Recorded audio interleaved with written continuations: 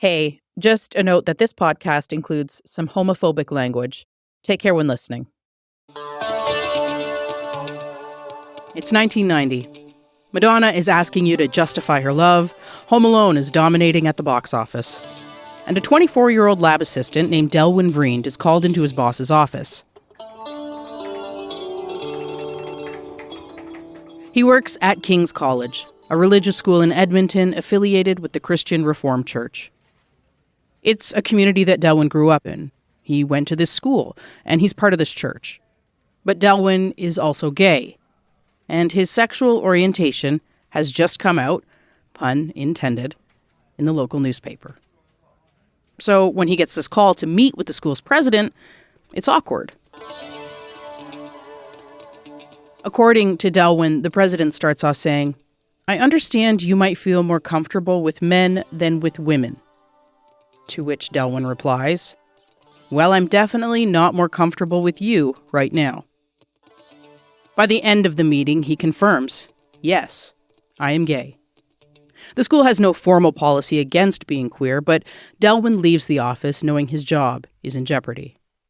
What he doesn't know is that this meeting is the beginning of the battle to protect sexual orientation under human rights law in Canada. And it's a fight that will change his own life in the process.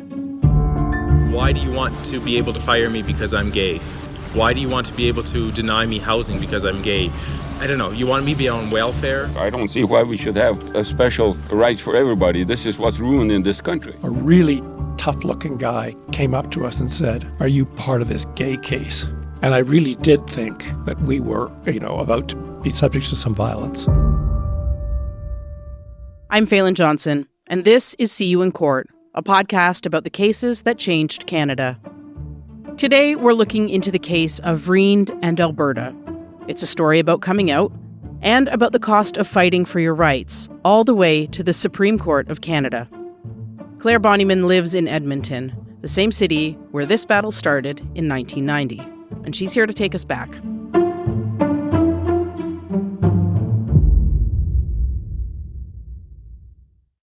So, Claire, before we get into this case, tell me more about Delwin in 1990. Yeah, I mean, he's a handsome guy. Brown hair, big smile. He grew up in Edmonton and is really close to his family. Delwin started working at King's College a few years ago, and he likes his job. He's good at it. He's come out to his family and started to get involved with pride groups in Edmonton, like GALA, the Gay and Lesbian Awareness Society. So he's out, but only to a select community. So, how did the school find out? Even before that awkward meeting with the boss, there are reports that some students found out about Delwin and brought it to the higher-ups. Leadership informally tells him to basically stay in the closet. They don't approve of what they call his inappropriate lifestyle, something Delwin finds ridiculous. Lifestyles is an awfully stupid word because I get up in the morning, I go to work, I come home, I eat supper, I go to bed. That's my lifestyle. I mean, that's also my lifestyle. That's a lot of people's lifestyles. I, too, feel kind of seen by this clip. So, yeah, I mean, he's joking about it, obviously, but really, it isn't easy to be a gay man in the 90s. I'm a queer person who was born in the 90s, so it's not like I'm an expert, but this is about a decade into the AIDS crisis, so that creates a real divide. It's a time when being out comes with real risks. People have lost their jobs or housing because of it. Homophobia is more casual and common. To fight that, GALA is holding a conference in the fall of 1990, and Delwin joins. He and his dad sign up to do a session on what it means to be the parents of a queer person, and he's willing to talk about the fears that he could lose his job. The local newspaper writes an article about it. The headline, "Homosexual Fears College Reaction Will Cost Him Teaching Post." Delwin and a rep from King's are named in that article, something he didn't expect to happen. But now he's out, and in a big way.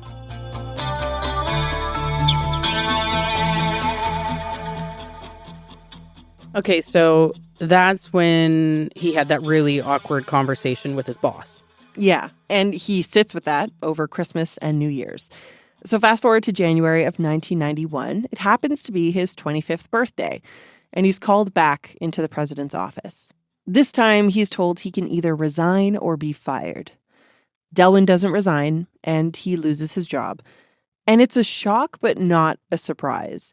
And Gala, that organization that held the conference, has Delwin's back.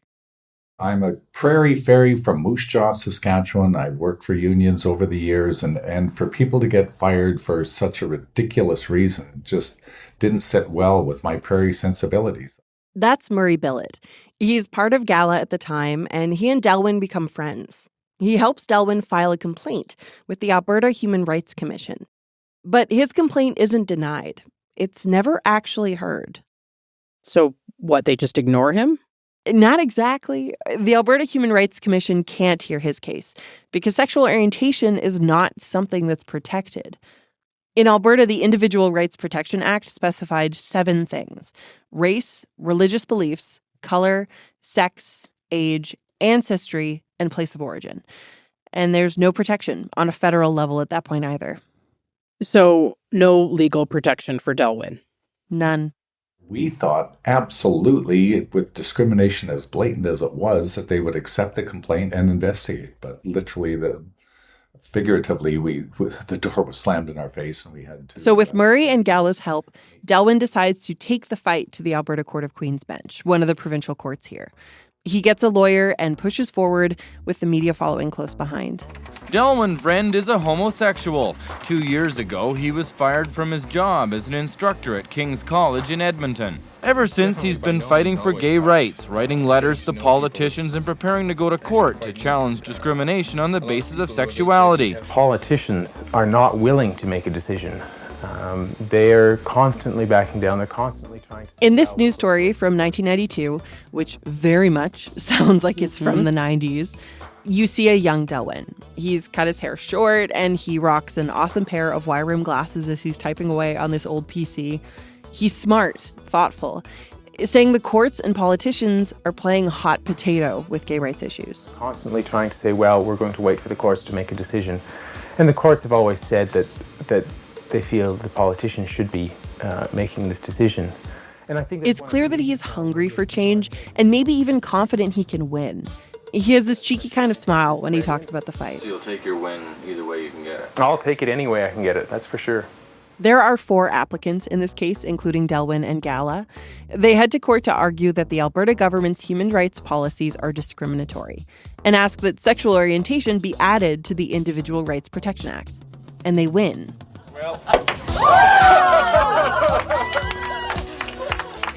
Delwin celebrates, popping champagne with some of his colleagues at the AIDS Network of Edmonton Society, where he found part-time work after he was let go from King's. And it feels so good. I've demonstrated to them that they were wrong, that they should not have done this, that it is not a legitimate reason to fire someone. Finally, in Alberta, discrimination on the basis of sexual orientation is prohibited. There's another cause to celebrate. The language the judge includes in her decision marks a shift. She took what's called judicial notice. Judicial notice essentially means we don't need evidence. It is a well-known, notorious social reality that gay people are getting beat up, discriminated, fired, kicked out of their homes, those kinds of things. Homophobia has effectively been recognized by the courts. I watched a CBC report from the day of the ruling, and one guy in Edmonton, a gay man, prints the decision and carries it around with him. He says the words give him hope. But that win, as hopeful as it feels for queer Albertans, doesn't last more than a month. Today, government lawyers appealed a landmark ruling that called the Human Rights Code unconstitutional. The Alberta government launches an appeal of the ruling. It wasn't a big surprise at all that the government was going to take us on because they didn't want to give those damn gays any rights. I think it's a little bit silly. I think it's been demonstrated elsewhere in Canada that they're not on the winning side of the argument. And so this must have been a pretty big blow for the team, though, right? Yeah, absolutely. I mean, at this point, they are 3 years into this, and they got exactly what they wanted, only for the government to take it all back. Now they have to go back to court to fight the province.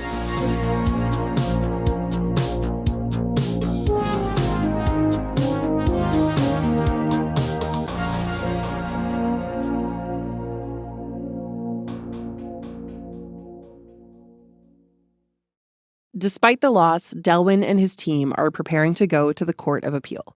This time with a new lawyer, Sheila Grekel. She's a human rights lawyer who takes on the case pro bono and starts to build a team. It was June, I think, an afternoon in June, around Pride Week. I was out on my bike and happened to ride past a park, and I saw a woman that I knew from law school named Sheila Greco. And she said that she was representing a fellow by the name of Delwin Vriend, who had been fired because he was gay.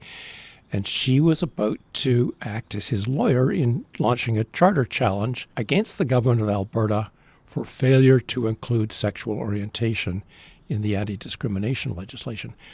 So I thought, well, that's really interesting. In 1994, Doug Stollery is a lawyer in Edmonton, working mostly on construction contracts.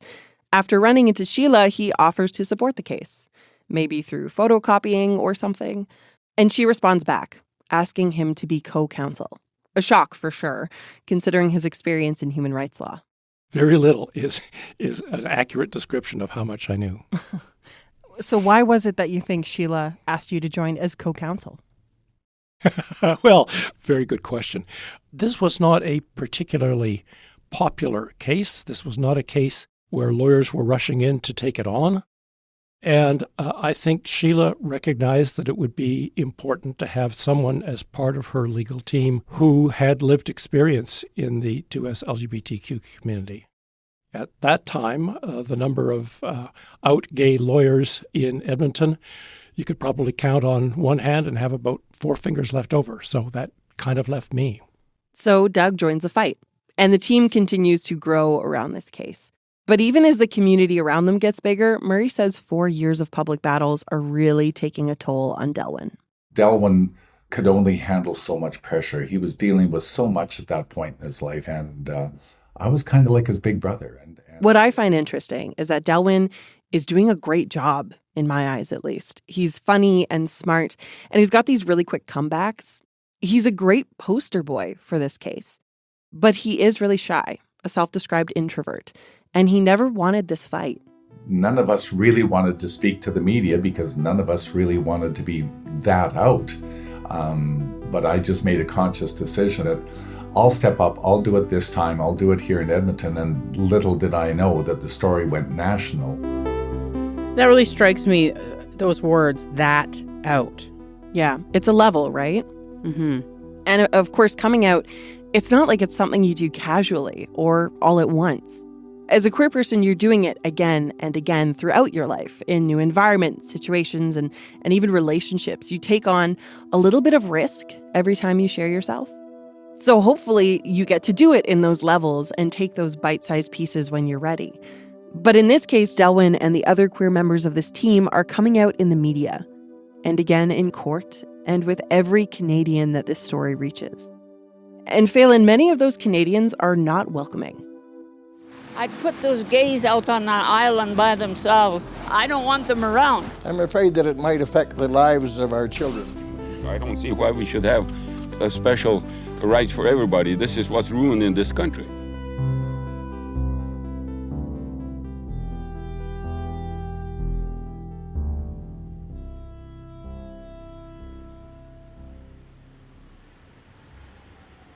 In May of 1995, the team heads to the Alberta Court of Appeal for the hearing, and Murray corrals the press out front.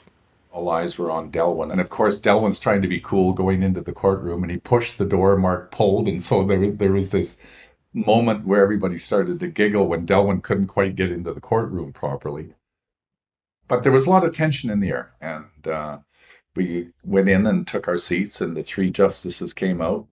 Justice McClung sat down in the middle, and I kind of said to myself, well, we're screwed now.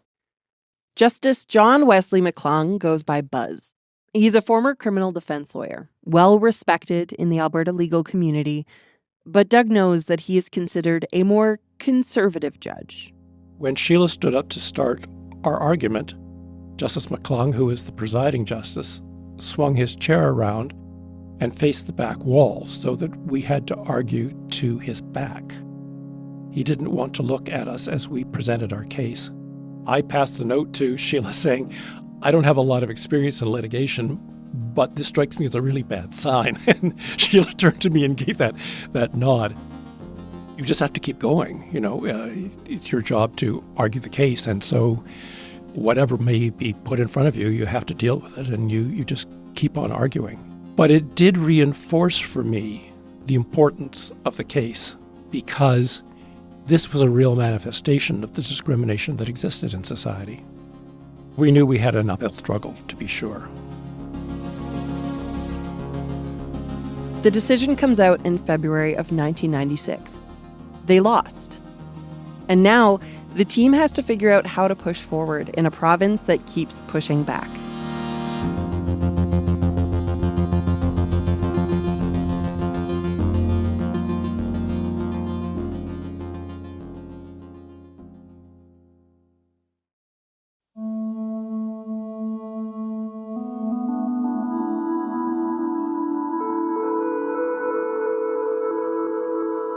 We left off in 1996. Delwin Vriend and his legal team are fighting to add sexual orientation to the Alberta Human Rights Code.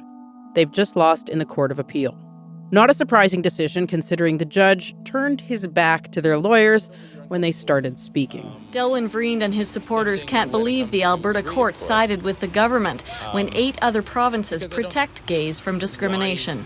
Why do you want to be able to fire me because I'm gay? Why do you want to be able to deny me housing because I'm gay? I don't know. You want me to be on welfare? Delwin doesn't sound like the self-described introvert here. He sounds angry. Yeah, after that ruling by Justice McClung, it feels like something changes for Delwin. And when you watch the press conference they hold after the decision, you can see that shift. Delwin and Murray sit next to each other with a handful of others at this long table. There's a pride flag behind them, another in front, and no less than 7, maybe 8 microphones pointing right at Delwin. There's a sense of exasperation here that feels new. In older clips, he's maybe quieter. He leans a lot on dark humor. At this press conference, he really does seem different. And it's not just the court loss. It's the words that Justice McClung uses in his decision that are upsetting. Justice McClung also talks about morality. Quote, he is unable to conclude that it is a forbidden response to step back from the validation of homosexual relations, including sodomy, rebutting a millennia of moral teaching. Doug points to a disturbing reference to other news that was in the headlines. So, quoting from Justice McClung's decision, it is pointless to deny that the Dahmer, Bernardo, and Clifford Robert Olson prosecutions have recently highlighted public concern about violently aberrant sexual configurations and how they find expression against their victims. Dahmer, Bernardo, and Clifford Robert Olson were all serial sex murderers. And I think Justice McClung was right in saying that people were concerned about the actions of Dahmer, Bernardo, and Clifford Robert Olson. But what on earth did that have to do with our case? Our case was about a lovely fellow who had been fired from his job because he was gay. What does that have to do with violently aberrant sexual configurations and sex murderers? That is a really good question. Yeah, and I gotta be honest, reading the decision today, it was kind of confusing to me as well. McClung uses the names in a section where he describes the province's concern over using the term sexual orientation in the law. The province says protection should be limited to what they call traditional homosexual practices. Claire, I'm sorry, but what are traditional homosexual practices? Is that like brunch? So it's not clear. I don't know if they were thinking of Eggs Benedict back then. Okay. I tried to look back in the day, but couldn't find a definition or description from the time. But the government wants to only protect whatever they mean by traditional homosexual practices because they're worried the term sexual orientation could be used to shelter what McClung calls other practices regarded as deviance. And by the way, I did reach out to the Alberta government for their reflections back on the case, but they didn't get back to me before our deadline. And McClung died in 2004, so I can't ask him. But back in the 90s, referencing sexual deviance and even sex crimes wasn't completely out of left field when talking about gay rights. There are interviews with government officials at the time talking about how adding the term sexual orientation could open doors to things like pedophilia. All this to say, this decision is a huge loss for Delwin and his team. And they have to decide if they can handle taking this fight at least one step further to the Supreme Court.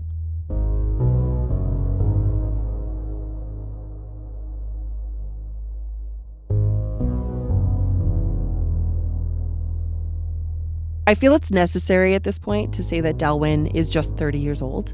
Going back and watching media reports, you get these glimpses into his 20s. You can see when he has a new haircut or if he's wearing glasses or contacts that day. His style changes. This court battle has become his life. He's recognized everywhere. And at a time when most people are discovering themselves, the entire country is discovering Delwin through the lens of court coverage.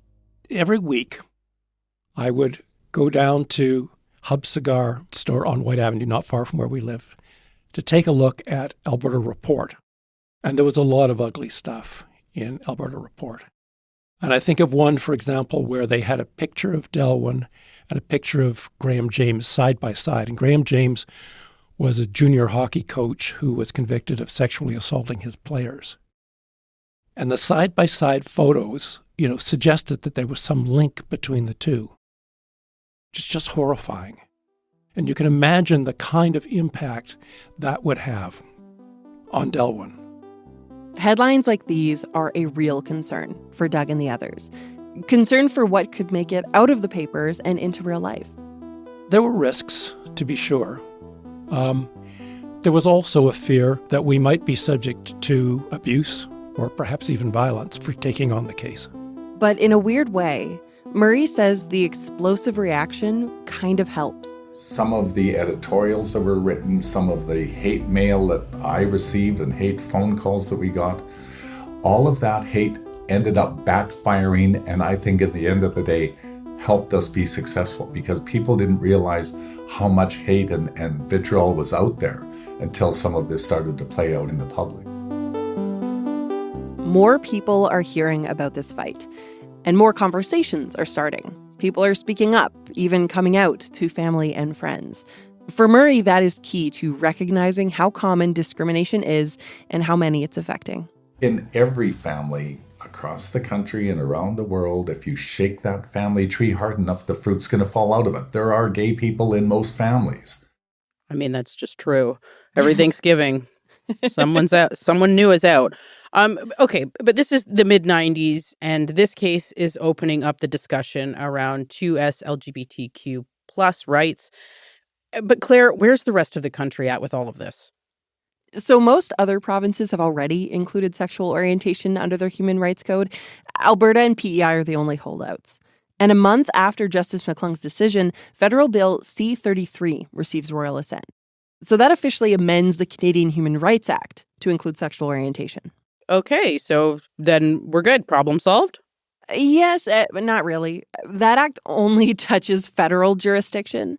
This fight is bigger.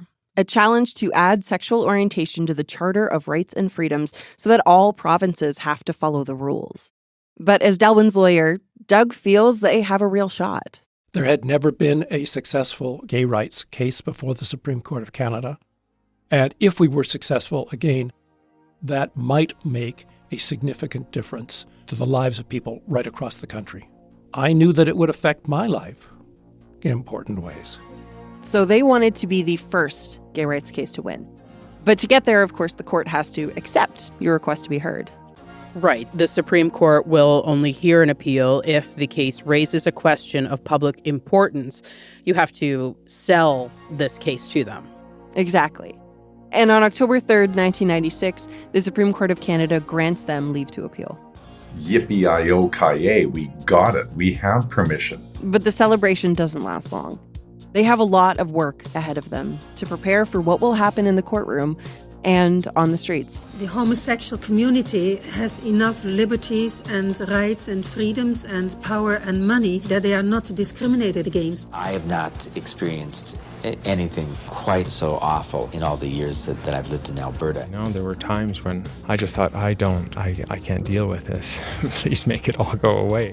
Find out what happens to Delwin once he gets to Canada's highest court. Episode 2 is in our feed now.